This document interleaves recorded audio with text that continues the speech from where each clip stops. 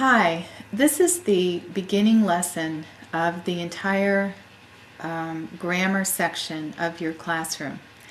And this material was developed by Dr. Montessori to give the child an idea of grammar or the structure of language in three-dimensional space.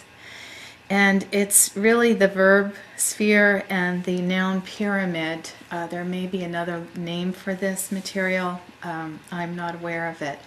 But this really goes first. And it's usually presented to a kindergarten student or preschool or early childhood, pre-primary student. But if you have children who have never had the Montessori sequence of grammar before, you would certainly give them this lesson as well.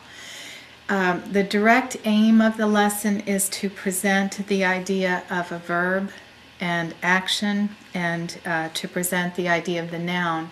The indirect aim, as I said before, is to give a connection of a concept that's fairly abstract, like grammar, and turn it into something three-dimensional so that the child can understand it better. With this lesson, as you saw, or as you will see in the lesson with the child, I started out actually by having the child hold this in their hands and roll it very gently to me, and we rolled it back and forth. And again, to emphasize that this isn't a ball to roll, but in this lesson that we want it to show energy, that verbs have energy.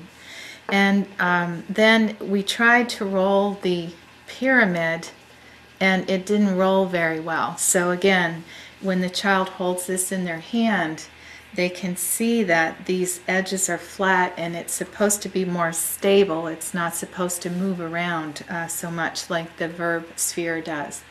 So you can name the sphere as it is, and this is a triangular pyramid. And then the next step is to introduce the grammar box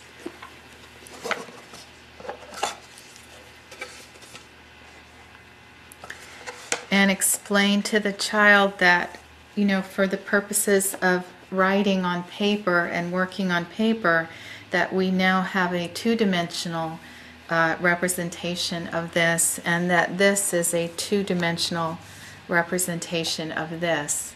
So really these are the only materials required except for these label cards. And I just have a discussion with the child about what an action is. I would not name the verb with a younger child, but with an elementary age child I would.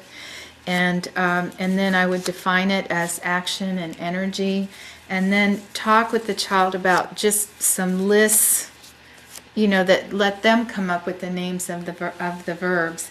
And then the same thing with the noun, that it's a person, place, or thing for this purpose. You don't want to get into the other definitions. This one is fine.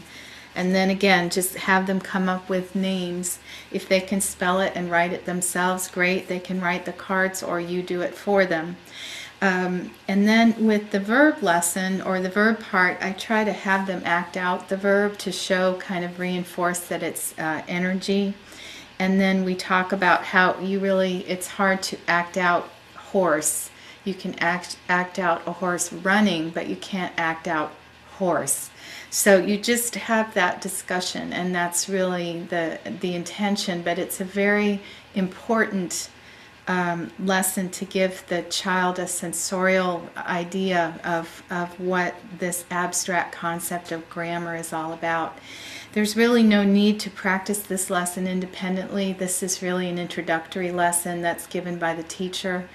And then how you determine mastery, again, as long as the child can participate in the discussion. They're not really supposed to have mastered much by now because this is the introduction.